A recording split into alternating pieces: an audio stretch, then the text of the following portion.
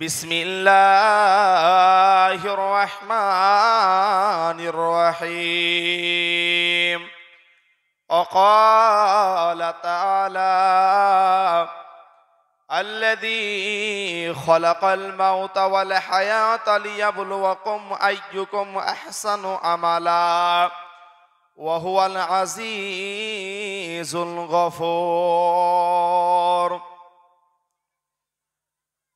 عن أنس عن النبي صلى الله عليه وسلم: لا يؤمن أحدكم حتى يحب لأخيه ما يحب لنفسه. সমস্ত প্রশংসা, তারিফ, হামদ ও সানা সেই মহান আল্লাহ তাআলার জন্য, যিনি আমাদেরকে মহতি একটা দিনী সভায় আসার এবং বসার সুযোগ করে দিয়েছেন। তাই আমরা আল্লাহর শুকর আদায় করে সকলে জবান খুলে বলুন আলহামদুলিল্লাহ। তারপরে পরে প্রিয় নবী কুলের শিরোমণি খাতামান নবিয়্যিন রাহমাতুল আলামিন সেই নবীজির উপরে অজস্র দুরূদ ও সালাম বর্ষিত হোক। সকলে বলুন সাল্লাল্লাহু আলাইহি ওয়াসাল্লাম। আল্লাহুম্মা আমিন। তো ভাই, আজকের সবার যোগ্যতম সভাপতি সাহেব এবং আমার মঞ্চে বসে থাকা আকাশের তারকার ন্যায় আলেম ওলামা বৃন্দগণ, সামনে আমার যুবক ভাইরা, সকলকে আমার বুক ভরা ভালোবাসা জানিয়ে কিছু আলোচনা করব। আমার তৌফিকি ইল্লা বিল্লাহ। আমি কোরআন থেকে সূরা মুলকের ২ নম্বর আয়াতটা পাঠ করেছি এবং রাসূলুল্লাহ সাল্লাল্লাহু আলাইহি ওয়াসাল্লামের একটি হাদিস পাঠ করেছি। এই কোরআনের আয়াত এবং হাদিসকে নিয়ে আমার সংক্ষিপ্ত বক্তব্য ইতি করব। তার আগে কিছু কথা বলি। আজকে পাকশা গ্রামে জলসা হচ্ছে, আলোচনা হচ্ছে। আজ মানুষগুলো এসে আপনারা আলোচনা শুনবেন। বলুন তো, আলোচনা শুনে আমাদের লাভ উপকার দুনিয়া এবং আখিরাতের আছে না নাই? আছে না? দুনিয়াতে উপকার কি? আমল করব। আর আখিরাতে উপকার কি? এই আমল অনুযায়ী জান্নাত মিলবে, তাই তো? আজকে আমার ইবাদত কবুলের শর্ত আলোচ্য বিষয়, এই সম্পর্কে আলোকপাত করব ইনশাআল্লাহ। আমরা যে ইবাদত করি, ইবাদতের যদি আমরা শর্ত, প্রতিটা কাজের একটা শর্ত আছে না নাই? সমস্ত জিনিসের শর্ত থাকে, তারপরে কাজটা শুরু হয় বা আরম্ভ হয়। উদাহরণ দিলে বুঝতে পারবেন। আপনি স্কুলে ভর্তি হবেন, স্কুলে ভর্তি হতে গেলে বাচ্চার কি কি লাগবে? শর্ত আছে না নাই? তাকে 5 বছর হওয়া লাগবে, জন্মের কার্ড লাগবে, আধার কার্ড লাগবে, এরকম কিছু শর্ত হয় কি হয় না? তাহলে আমরা যে ইবাদত গুলা করি, যে আল্লাহ ইবাদত গুলা লিবে, এরও কিছু পেছনে শর্ত আছে। কয়টা শর্ত? ইবাদত কবুলের 3টি শর্ত। আলোচনা মনে রাখবেন। ইবাদত কবুলের কয়টা শর্ত? জোরে বলো। 3টি শর্ত। 1 নম্বরে আল্লাহ বলেন, যা কিছু ইবাদত হবে, সমস্ত ইবাদত কাকে সন্তুষ্ট করার জন্য হবে? জোরে বলো, কাকে? আল্লাহকে সন্তুষ্ট করার জন্য হবে। আল্লাহ পাক সূরা আনআম আয়াত নম্বর 162 আল্লাহ পাক বলেন, নবী আপনি বলে দেন, যা কিছু হবে সমস্ত কিছু আল্লাহর কাছে, ইবাদত, নামাজ, হজ, যাকাত সব কিছু হবে আল্লাহকে সন্তুষ্ট করার জন্য। আল্লাহকে সন্তুষ্ট করার জন্য যদি অন্তরে ইখলাস না থাকে, নিয়াত না থাকে, তাহলে ওই ইবাদতটা আল্লাহ পাক গ্রহণ করবে না, আল্লাহ কখনো ইবাদতটা নিবে না। তাহলে আল্লাহকে সন্তুষ্ট করতে হবে, 1 নম্বরে ইখলাস থাকতে হবে, পুরোপুরি নিয়াতটা থাকতে হবে আল্লাহকে সন্তুষ্ট করার জন্য। আল্লাহর নবী সাল্লাল্লাহু আলাইহি ওয়াসাল্লাম তিনি বলেছেন, যে ইবাদতের ভিতরে লিল্লাহিয়াত না থাকবে, ইখলাস না থাকবে, ওই ইবাদত আল্লাহ পাক গ্রহণ করবে না। আল্লাহ রাব্বুল আলামিন সেই ইবাদতটা কখনো নিবে না। কোন ইবাদত? যে ইবাদতে ইখলাস নাই, নিয়াত নাই। আপনি একটা ইবাদত করলেন, উদাহরণ দিই। একজন ব্যক্তি সালাতে দাঁড়িয়েছে, নামাজ পড়ছে, ইতিমধ্যে লোকটা মনে মনে ভাবছে যে আমার দিকে হয়তো কেউ 10 জন ব্যক্তি দেখছে, আমি একটু রুকু সেজদা একটু ভালো করে করি। বলুন তো, এই ইবাদত কবুল হবে না শিরিক হবে? ও কাকে দেখালো? মানুষকে দেখালো। আর আল্লাহ নবী বলেছেন গোপনে শিরিক হচ্ছে ওইটা যে মানুষকে দেখানোর জন্য ও সালাত আদায় করছে, আল্লাহকে দেখাবে, ও মনে মনে ভাবছে মানুষ আমাকে দেখবে, একটু আমি রুকুটা সেজদার একটু লম্বা করে দিব, মানুষে মনে মনে করবে যে লোকটা হয়তো ভালোই পরেশগার ব্যক্তি। কোনো ইবাদত আল্লাহকে সন্তুষ্ট ছাড়া আল্লাহ পাক কবুল করবে না। আল্লাহ পাককে ইবাদতকে করতে হবে শুধু রবকে সন্তুষ্ট করার জন্য। ওর জন্য আল্লাহ পাক বলেন আল্লাযী খলাকাল মাউতা ওয়াল হায়াতা লিয়াবলুয়াকুম আইয়ুকুম আহসানু আমালা। তোমার হায়াতটা আর তোমার মউতটা আমি আল্লাহ বানিয়েছি একমাত্র তোমার ইবাদত, আল্লাহ পাকের ইবাদত করার জন্য। আল্লাহ পাক 51 নম্বর সূরা জারিয়াতের 56 নম্বর আয়াতে বলেন ওয়ামা খলাকতুল জিন্না ওয়াল ইনসা ইল্লা লিয়াবুদুন। আমি মানুষ আর জিনকে একমাত্র সৃষ্টি করেছি আমার ইবাদত করার জন্য। রবের ইবাদত করতে হবে, যে কোনো মূল্যে আল্লাহর ইবাদত করতে হবে। আল্লাহ পাক ওর জন্য বলে আল্লাযী খলাকাল মাউতা, তোমাদেরকে আমি সৃষ্টি করলাম, মউতটাকে দিলাম, হায়াতা এবং হায়াত দিলাম কিসের করার জন্য? লিয়াবলুয়াকুম আইয়ুকুম আহসানু আমালা। তোমরা কে কতটুকু ভালো আমল করতে পারো, উত্তম আমল করতে পারো। আচ্ছা বলুন তো, আল্লাহ পাক ভালো আমল চাই, বেশি আমল চাই না? মনে রাখবেন আল্লাহ কি চাই? ভালো আমল চাই, বেশি আমল আল্লাহ চাই না। উদাহরণ আপনাকে দিই, একজন ব্যক্তি ওযু ছাড়াই সারা রাত তাহাজ্জুদের নামাজ পড়েছে, বলুন কবুল হবে? কবুল হবে না। কারণ কি? ওটা যদি 2 রাকাত নামাজ পড়তো ওযু সুন্দর করে, আল্লাহ নামাজটা কবুল করতো কি করতো না? অবশ্যই করতো, যদি আল্লাহ পাকের সুন্নাত অনুযায়ী সেই রকম করে আল্লাহকে সন্তুষ্ট করার জন্য ইবাদত করলে। কিন্তু ওই ব্যক্তি ইবাদত করেছে কিন্তু সুন্নাত মানেনি, তারপরে তার ইবাদতটা কখনো হবে না। ওর জন্য বেশি আমল মানুষকে জান্নাতে নিয়ে যাবে না, নিয়ে যাবে কিসে? আহসানু আমালা, ভালো আমলে। ভালো আমল করলে জান্নাত আপনি পাবেন, আর খারাপ আমল করলে আপনি জাহান্নামে যাবেন। যাই হোক, 1 নম্বর ইবাদত কবুলের শর্ত, জোরে বলুন কি বললাম? আল্লাহকে সন্তুষ্ট করার জন্য। কাকে সন্তুষ্ট করার জন্য হবে? আল্লাহকে সন্তুষ্ট করার জন্য ইবাদত হবে। 2 নম্বর হালাল রিজিক। আচ্ছা, আমরা সকলেই জানি আল্লাহ পাক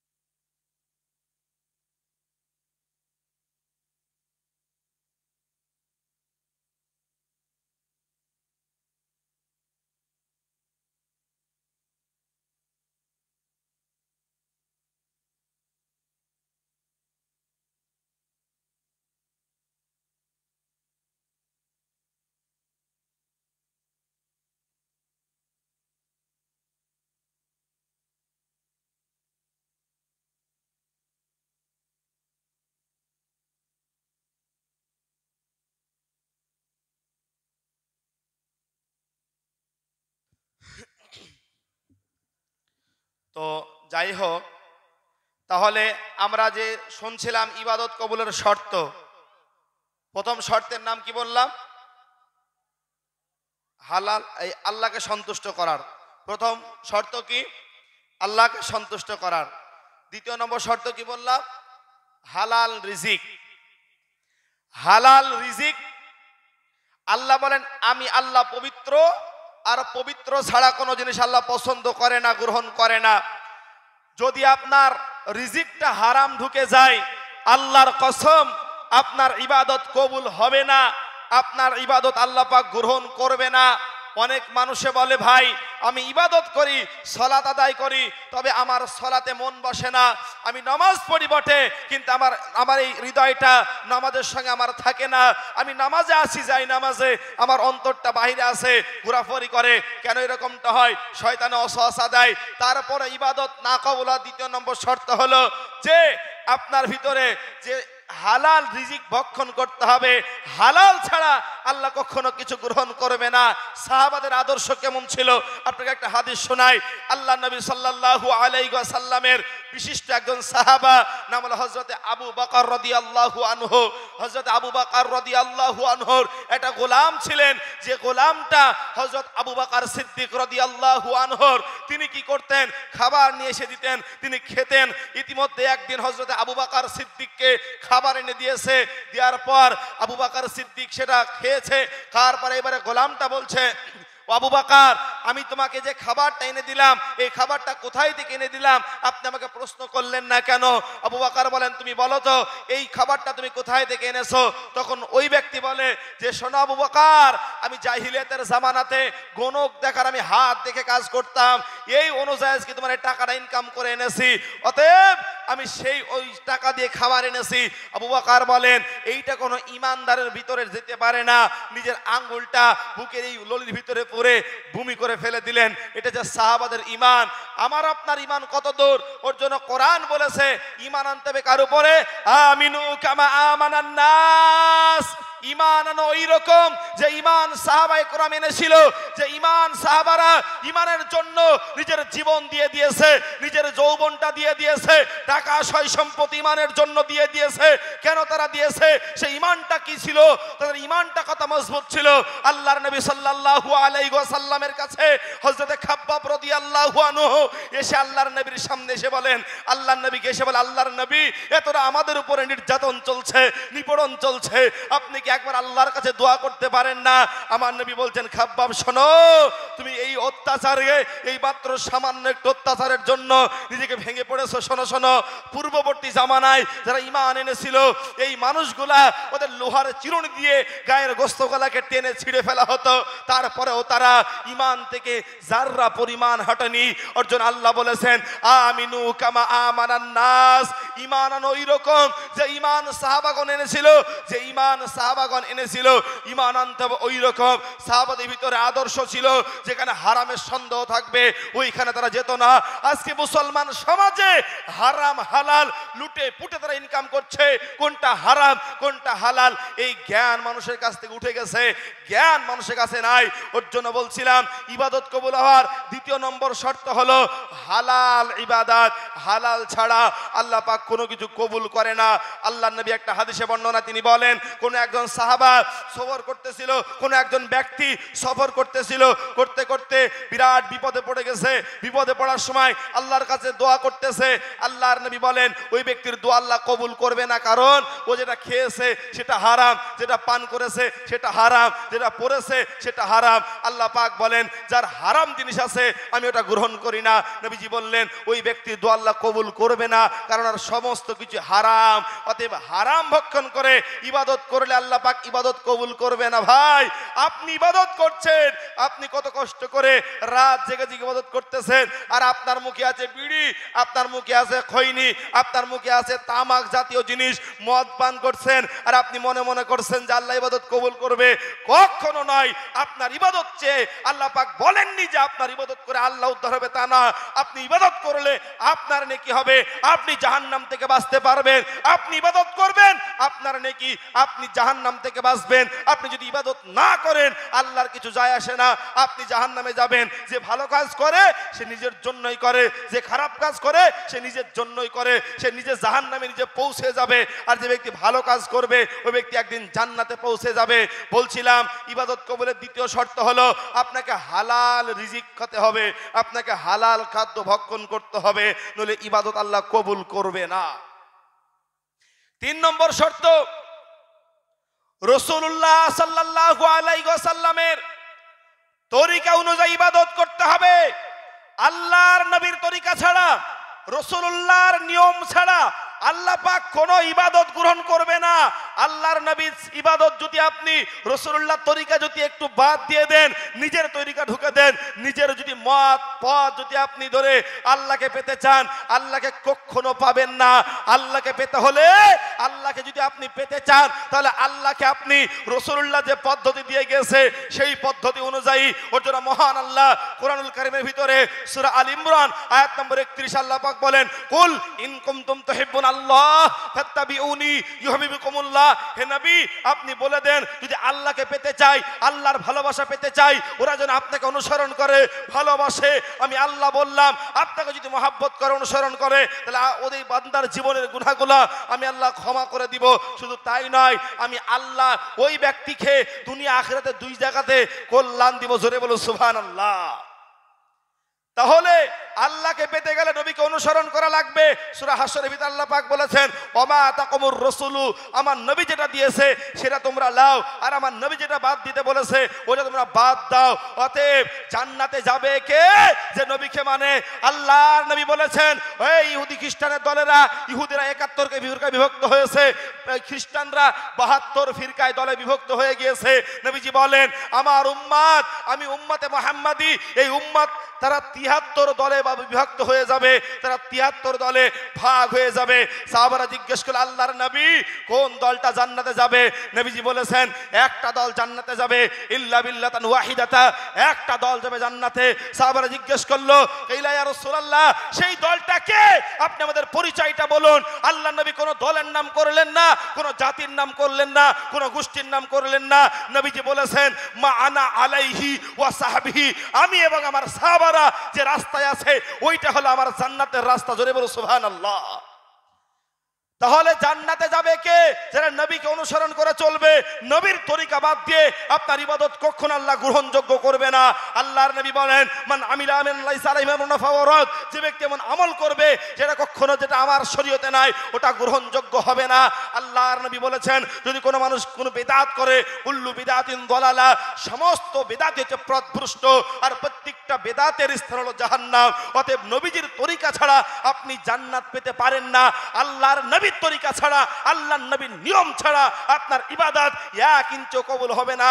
অতএব রাসূলুল্লাহর যে ইবাদত করতে হবে, আল্লাহর নবী যে ইবাদতের পদ্ধতিগুলো বলে গিয়েছে ওই ইবাদত আমাদেরকে বর্তমানে আমরা আছে, এই বলুন আছে? আল্লাহর নবীর সুন্নাত কোথাও আছে? প্রতিটা জায়গাতে রাসূলুল্লাহ সুন্নাতকে কুরবানি করে দিচ্ছে, প্রতিটা জায়গাতে রাসূলুল্লাহর সুন্নাতকে তারা ফেলে দিচ্ছে। আল্লাহর নবীর সুন্নাতকে কেউ মানছে না, কেউ বাপ দাদা ধর্ম ধরেছে, কেউ বাপ দাদাকে মেনেছে, কেউ আবার পীর মশাইখকে মেনেছে, কেউ বা আবার জ্ঞান যায় টান দিয়ে বলে আমি জান্নাতে যাব, ও জান্নাত দেখতে পাচ্ছে। আপনাদের পাশে এরকম নাই? গ্রামে লোক নাই গেজা টান মারে আর বলে জান্নাতে যাব, মদিনায় যাব। হ্যাঁ, এই লোকগুলা হচ্ছে পুরোপুরি আল্লাহর নবীকে তো অনুসরণ করেই না, এরা শয়তানের অনুসরণ করে। আল্লাহর নবী বলেছেন, আল্লাহ রাসূল সাহাবাদের সামনে দাগ কাটলেন। কি কাটলেন? দাগ কাটলেন। এইরকম করে দাগ দিয়ে বলছে সাহাবারা শোনো, এই যে লম্বা একটা দাগ কাটার পর এদিকে এদিকে বেঁকা করে দাগ কাটলেন, কাটার পরে বলছে সাহাবারা প্রত্যেকটা দাগের মাথায় একটা একটা করে শয়তান বসে আছে। আর এই যে রাস্তাটা দেখছো, ও আন্না হাদা সিরাত মুস্তাকিম, এই রাস্তাটা হচ্ছে সিরাতে মুস্তাকিম, এই পথটা হচ্ছে জান্নাতে যাওয়ার পথ। ও আমার সাহাবারা, এই পথ দিয়ে যখন তোমরা চলতে শুরু করবা এটাই হবে সেই জান্নাতের রাস্তা। জোরে বলুন সুবহানাল্লাহ। তাহলে রাসূলুল্লাহর সুন্নাত ছাড়া, নবীজির তরিকা ছাড়া কোন ইবাদত কবুল হবে? এই জোরে বলুন কবুল হবে? নবীজির তরিকা ছাড়া কোনো ইবাদত কবুল হবে না। এবার আসি একটা একটা করে রাসূলুল্লাহ সুন্নাতকে কিরকম করে আপনি আমি দুই পা দিয়ে ঠেলে লাথি মারছি। আজকে এই পাকশার বুকে কত যুবক যারা এই যে আজকে জালসাটার কারণে 2-3 মাস ধরে তারা মাথার ঘাম পায়ে ফেলে তারা কিনা লোকের বাড়িতে বাড়িতেছে টাকা আদায় করে আজকে জালসার ব্যবস্থা করেছে। হায় আফসোস, আমার বড় দুঃখ হয় এই ভাইগুলার প্যান্টের টাকরুর উপরে এখন পর্যন্ত প্যান্ট উঠাতে পারেনি। ইসলামের জন্য মহব্বত করে গায়ের ঘাম দিচ্ছে, সময় দিচ্ছে, অর্থ দিচ্ছে, কিন্তু টাকলুর নিচে প্যান্টটা ঝুলছে। এই প্যান্ট এখন পর্যন্ত উপরে উঠাতে পারলো না। তাহলে আল্লাহর নবীর কথা এরা কোথায় মানছে? নবীজির কথা কেউ মানে না। আল্লাহর নবী বলেন 3 শ্রেণী ব্যক্তিকে আল্লাহ পাক কিয়ামতের ময়দানে তাকাবে না। বলুন তো কয় শ্রেণী মানুষের দিকে আল্লাহ তাকাবে না? 3 শ্রেণী মানুষের দিকে আল্লাহ তাকাবে না। আল্লাহর নবী বলেন, এক, যারা বৃদ্ধ বয়সে জেনা করে, বৃদ্ধ বয়সে যারা জেনায় লিপ্ত হয়। আছে না কত মুরব্বী মানুষ বসে আছে, আল্লাহর নবী বলেছেন চোখ দিয়ে দেখা এটা চোখের জেনা, হাত দিয়ে যাওয়া, হাত দিয়ে কাজটাকে কর্মটাকে বাস্তবায়ন করা এটা হাতের জেনা। আপনি ফজরের নামাজ পড়ে যে চায়ের দোকানে টিভিতে বসেছেন আর টিভিতে বিশ্বের উলঙ্গা মহিলাকে আপনি দেখছেন, এটা চোখ দিয়ে আপনি জেনা করছেন। আপনার লজ্জা হওয়া দরকার, আপনার ইজ্জত বোধ হওয়া দরকার। আপনি মুরব্বী মানুষ, আপনি কিসের জন্য টিভিতে বসবেন? আপনি দেখবেন কেন? আর যুবক ভাইদের অবস্থা তো বললামই না, ওদের অবস্থা কোথায় গিয়েছে। আহারে নওজোয়ান, কবি নজরুল বলেছে বাদশাহ মামা বাজারে তামামা শির উঁচু করে মুসলমান, নয়া জামানার ডাক এসেছে ভাঙ্গা কেল্লায় উড়ে নিশান। আজকে সেই যুবক উমর ইবনে খাত্তাব ছিল যুবক, খালিদ বিন ওয়ালিদ ছিল যুবক। আর আজকে আমাদের মুসলমান সমাজে মুসলমান আছে, এখানে ইসলাম নাই, ইসলামের চারটি কিছু নাই, শুধু মনে মনে করেছে নামতে হচ্ছে আব্দুর রহমান, নামতে হচ্ছে আতাউল্লাহ, নামতে হচ্ছে উবাইদুল্লাহ, কিন্তু একটা সুন্নতের আমল নাই তার ভিতরে। এইখানে আপনি বসে দেখা দিতে পারবো একটা মানুষ আজ নামাজ পড়ে 5 বছর ধরে, আমি যদি বলি ভাই আপনি মুখে দাঁড়িয়ে রাখছেন না কেন, ওই ব্যক্তি মুখে দাঁড়িয়ে রাখবে না। ওই ব্যক্তি সুন্নতের আদর্শ গ্রহণ করলো না। আর নবীকে যে ব্যক্তি সুন্নতের আদর্শ হিসাবে মেনে নিল না, আল্লাহর কসম করে বলি ওই ব্যক্তি কখনো জান্নাত যেতে পারবে না। যাই করুক আর তাই করুক, ওই ব্যক্তি জান্নাতে পৌঁছাতে পারবে না। জান্নাতে যাবে কে? যে রাসূলুল্লাহকে মাথা থেকে পায়ের তেলি পর্যন্ত রাসূলুল্লাহর আদর্শকে মেনেছে, বাস্তবায়ন যারা করেছে, ওই ব্যক্তি জান্নাতে যাবে। জান্নাতে পাবে কে? যে রাসূলকে মহব্বত করেছে, দিল থেকে ভালোবেসেছে, এই মানুষটাই যাবে জান্নাতে। জান্নাতের আদর্শবান হতে গেলে আল্লাহ পাক বলেছেন তারাই তো জান্নাতের উত্তরাধিকারী। তারা কারা? আল্লাহ পাক নিজেই বর্ণনা করে বলেছেন ওরা হচ্ছে মুত্তাকিন, আর মুত্তাকিনরাই যাবে জান্নাতের ভিতরে। আর ইমানদার হতে গেলে, আল্লাহকে পাতে গেলে, আল্লাহকে মানতে হলে আগে লাগবে আল্লাহর নবীর অনুসরণ। আল্লাহর নবীর অনুসরণ ব্যতীত কেউ জান্নাতে যেতে পারবে না। আল্লাহ রাসূলের অনুসরণ ব্যতীত একজন মানুষ জান্নাতে প্রবেশ করতে পারবে না। পীর দিয়ে ধর্ম চলে না, বুজুর্গের দিন দিয়ে ধর্ম চলে না। কোন দাদা বলে গেছে কথা, এই কথা বলে ধর্ম চলবে না। ধর্ম চলবে একটাই কথা, ওটা কে? আল্লাহ বলেছেন আমার নবী মুহাম্মদুর রাসূলুল্লাহ, নবী ছাড়া ধর্ম কোনোদিন কারো কথা চলবে না। বলছিলাম হযরতে আবু বকর সিদ্দিক রাদিয়াল্লাহু আনহুর কথা, বললাম যে হারাম ভক্ষণ থেকে তারা বিরত থেকেছিল। হযরতে ওমর রাদিয়াল্লাহু আনহু একদিন একটা তাওরাতের কিতাব, তাওরাত যে ব্যক্তি তাওরাত পড়তো, এরকম একটা কাগজ এরকম করে পড়তেছে, পড়তে পড়তে আল্লাহ নবী বলছেন উমর তুমি এটা কি পড়তেছো? বলছি ইয়া রাসূলুল্লাহ তাওরাত পড়তেছি। নবীজি বললেন শোনো উমর, তোমাকে বলি আজকে তুমি তাওরাত পড়ো, আমি রাসূলুল্লাহ বলে দিলাম আজ যদি মুসা নবী এই দুনিয়াতে আসতো, আমি মুহাম্মাদের অনুসরণ করত, আমি মুহাম্মাদের আদর্শকে মেনে নিত। শোনো উমর, আমি বলে দিচ্ছি শোনো, তোমরা যদি একটা আমল করতে থাকো ওই আমলটা শরীয়ত হতে হবে। আপনি কোথায় যাবেন? আপনি জানেন আল্লাহ নবী বলেছেন লা ইউমিন আহাদুকুম, ওই পর্যন্ত একটা মানুষ ঈমানদার হতে পারবে না হাত্তা ইউহিব্বু লিআখি মা ইউহিব্বু লিনাফসিহি, নিজের জন্য যা পছন্দ করতে হবে অপর মুসলমান ভাইয়ের জন্য সেটা পছন্দ করতে হবে। আপনাদেরকে বাস্তব কথা বলি, আমরা সকলে আলোচনা হয় সব জায়গায় খুতবায় শুনেন, এক মুসলমান আর এক মুসলমানের প্রতি কয়টা হক? আপনাদের কপালে হাত তুলেন, খুশি হব, দোয়া করবো মন থেকে। বলুন এক মুসলমান আর এক মুসলমানের প্রতি কয়টা হক? কয়টা? মাশাআল্লাহ, জাযাকাল্লাহ, আমার চাচাকে আল্লাহ কবুল করুন, আল্লাহুম্মা আমিন। এক মুসলমান আর এক মুসলমানের প্রতি 6টা হক। 1 নম্বর, যখন কোনো মুসলমান সালাম দেয় তুমি তার সালামের উত্তর দাও। সালামের আবার আদব আছে অনেকগুলা। আপনাকে একজন মানুষ হাসি মুখে সালাম দিয়েছে আর আপনি মুখটা বেজার করে অন্যদিকে তাকিয়ে সালাম দিলেন, এটা কিন্তু আদব আপনি রক্ষা করলেন না। আপনাকে ওই ব্যক্তি সালাম দিয়েছে, কোরআন বলেছে তোমাকে যদি কেউ সালাম দেয় তার চেয়ে তুমি উত্তম কথা বলো। তোমাকে যদি কেউ বলেছে আসসালামু আলাইকুম, তুমি বলো ওয়া আলাইকুমুস সালাম ওয়া রাহমাতুল্লাহ, তুমি তাকে উত্তম কথা বলো। সূরা নিসার ভিতরে এসেছে কথাটা যে আল্লাহ বলেছেন তোমাকে যদি কেউ সালাম দেয় তাকে উত্তম ভাবে জবাব দাও। আল্লাহ নবী বলেছেন কুল্লু মারিফিন সাদাকা, প্রতিটা ভালো কাজ হচ্ছে সাদকা স্বরূপ। তাহলে একটা মুসলমান আর একটা মুসলমানের মধ্যে 6টা হক। তার প্রথম হক হলো কি? সালাম দিলে সালাম জবাব দিতে হবে। সালাম দেয়া সুন্নাত আর জবাব দেয়া ওয়াজিব। মনে আছে তো ইনশাআল্লাহ? মনে থাকবে তো? কেউ সালাম দিলে হাসি মুখে সালাম দিবেন। নবীজি বললেন যখন কোনো মুসলমান ভাইয়ের সাথে সাক্ষাৎ হবে তখন একটু মুখে হাসি ফিকে একটু হাসি মুখে কথা বলিও, কারণ তুমি জানো এই হাসি মুখটাই তোমার জন্য সাদকা হয়ে যাবে। জোরে বলো সুবহানাল্লাহ। হলো 2 নম্বর, কখনো মুসলমান যদি অসুস্থ হয় তাকে দেখতে যেতে হবে। কি হলে দেখতে যেতে হবে? অসুস্থ হলে। আয় আফসোস মুসলমান উম্মাহ, আহারে রাসূলুল্লাহ সুন্নাতটা মানুষ কেউ পালন করতেছে না। এই যে মানুষ যখন অসুস্থ হবে দেখতে যেতে হবে। সকলকে আমাকে আপনাকে কর্তব্য, একটা হক আছে ওই ভাইয়ের, আপনি দেখতে যাবেন। 3 নম্বরে কোনো মুসলমান যদি আপনাকে দাওয়াত দেয় সে দাওয়াত গ্রহণ করতে হবে। বলুন কি করতে হবে? 3 নম্বরে দাওয়াত দিলে দাওয়াত গ্রহণ করতে হবে। এই দাওয়াত সম্পর্কে কিছু কথা বলি। আপনাদের এই পাড়াতে আপনাদের এই জায়গাতে মুসলমানের খানা হয়? হয় মুসলমানের খানা হয় আপনাদেরকে? হয় না? আচ্ছা আমি আপনাকে বাস্তব কিছু কথা বলি বাপ। মানুষ নিচে নামতে নামতে এত নিচে নেমে গেছে যে একটা সুন্নাত খতনা করবে তাকে গোটা সমাজকে জানাচ্ছে, জানিয়ে খানা দিচ্ছে। ওই খানাতে আপনারা যাবেন না, ঠিক আছে ইনশাআল্লাহ? ওই খানা থেকে আপনারা যাবেন না, ফেরত আসবেন। আবার বিয়ে বাড়িতে ঢোল বাজে কি বাজে না? বিয়ে বাড়িতে ঢোল, যে বাড়িতে ঢোল বাজবে, যে বিবাহতে ঢোল বাজবে, যে বিবাহতে গান হবে, তাহলে নাচ গান হবে। আমি আল্লাহকে সাক্ষী রেখে বলে গেলাম ওয়াল্লাহি, আল্লাহর কসম, ওয়াল্লাহি আল্লাহর কসম, ওই বিহিতে আল্লাহর বরকত থাকবে না, ওই বিহিতে জীবনেও শান্তি আসবে না। আপনি একবার লক্ষ্য করে দেখুন, যত মানুষের বিবাহতে গান বাজনা হয়েছে একটা বিবাহতেও শান্তি নাই। বিবাহ ছিল ইবাদত, আর আপনি ইবাদতটাকে হারাম করে ফেলেছেন, শান্তি পাবেন না। 3 নম্বর হক হলো একটা মুসলমান যখন আপনাকে দাওয়াত দিবে দাওয়াতটা গ্রহণ করবেন, তবে দাওয়াতটা যদি সুন্নাত তরিকা সুন্নাত পদ্ধতি হয়।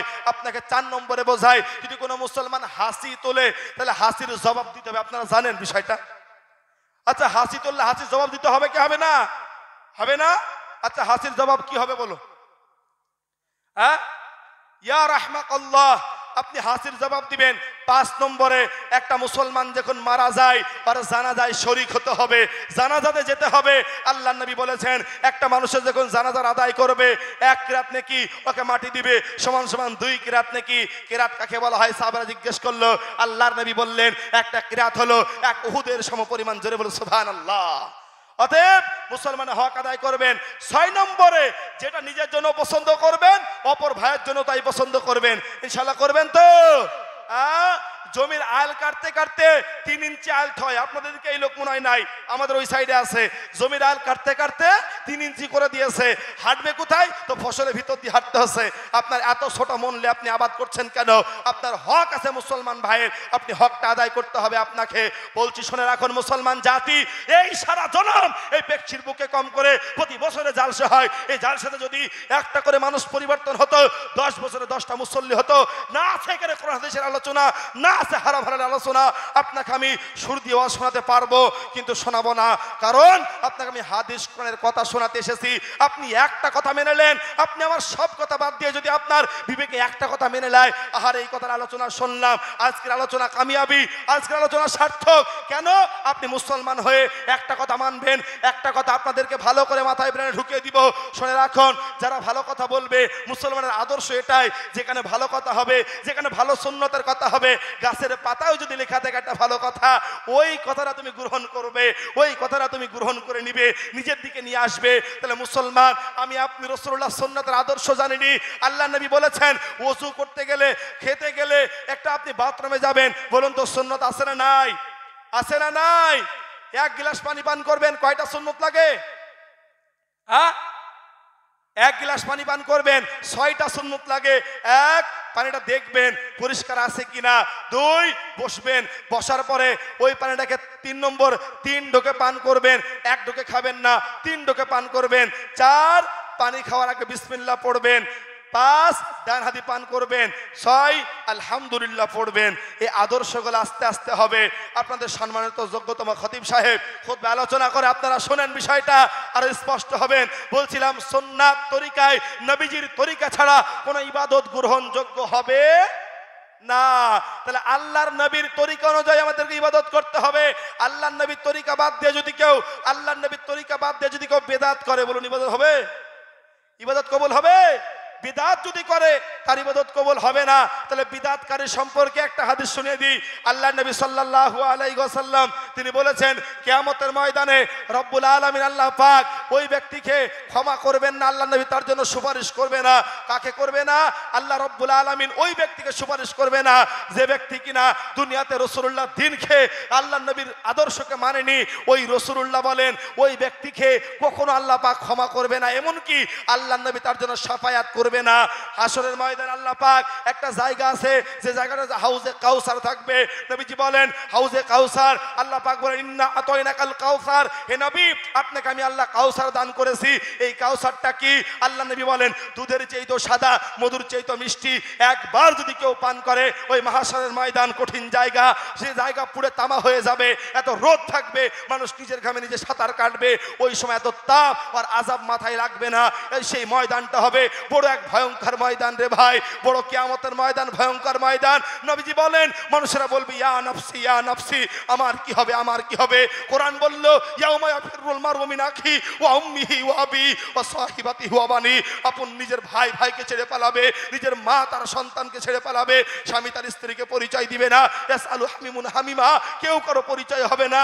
ওই দিন আমার নবী বলবেন ও আমার সাহাবারা যারা আমার আদর্শ মেনে নিয়েছো, ওরা আমার কাছে আসো, আর আমাকে আল্লাহ পাক যে কাউসার দান করেছে, এক পেয়ালা করে, এক গ্লাস করে তোমাদেরকে পান করাবো।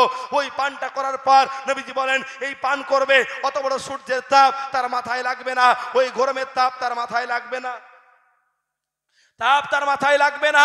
আল্লাহর নবী বলেছেন ওই সময় আল্লাহ রাব্বুল আলামিন সাথে সাথে আল্লাহর নবীকে বলবেন নবী আমার আপনি তাদের জন্য সুপারিশ করতে থাকুন। ইতিমধ্যে আল্লাহর নবী কিছু মানুষ যারা দাঁড়িয়ে আছে, টুপি আছে, পাগড়ি আছে, সব কিছু ঠিকঠাক আছে, আল্লাহর নবীর সামনে দাঁড়াবে, হাউজে কাউসারের সামনে দাঁড়াবে। আল্লাহর নবী পিয়ালা টালিয়ে গিলাস টালিয়ে বলবে উম্মত পান করো, উম্মত তুমি আমার জন্য উম্মত রে, আজকে তুমি পান করো। তখন ফেরেশতারা বলবে হে নবী আপনাকে পান করাবেন না, আপনি ওকে হাউজে কাউসার দিবেন না। আল্লাহ নবী বলবেন কেন বলো, কেন তুমি বলো। আল্লাহ নবীকে তখন ফেরেশতারা বলবে আল্লাহর নবী আপনি মরে যাওয়ার পর এরা দুনিয়াতে বেদাত করেছিল, আপনার সুন্নতের আদর্শকে কুরবান করেছিল, আপনি আজকের কিনা ওই মানুষটাকে পানি পান করাবেন না। আল্লাহর নবী তখন বলবে না যা হওয়ার হয়ে গেছে ক্ষমা করে দাও, এই বাক্যটা বলবে না। আল্লাহ নবী বলবেন লিমান গায়রি সোকান সোকান, যা দূর হয়ে যা আমার সামনে থেকে, আমার দিন ধর্মকে বাদ দিয়ে বাপের ধর্ম চালু করেছো, আমার এইরকম উম্মতের দরকার নাই। আল্লাহ পাক রব্বুল আলামিন ওই ব্যক্তিকে নবীজি তার সামনে থেকে দূর করে দিবে। আল্লাহর নবী তাকে হাউজে কাউসার পান করাবেন না এবং আল্লাহর নবী তাদের জন্য আল্লাহর কাছে সুপারিশ করবে না। ওই ব্যক্তিকে যারা দুনিয়াতে বেদাত চালু করেছিল, ওই ব্যক্তিকে যারা দুনিয়াতে আল্লাহর নবীর নামে মিথ্যা কথা বলেছিল, মানুষের সামনে বিয়াদবি কথা বলতো, ওর জন্য ইবাদত কবুলের শর্ত হলো 3টি। এক, ইবাদতের কবুল হবে 1 নম্বর আল্লাহকে সন্তুষ্ট করার জন্য, 2 হালাল রিজিক, 3 নবীর আদর্শ রাসূলুল্লাহর তরিকা। এই রাসূলুল্লাহর তরিকা অনুযায়ী আমাদেরকে সবাইকে চলার তৌফিক দান করুক। সকলে জবান খুলে বলুন আমিন। আরেকটু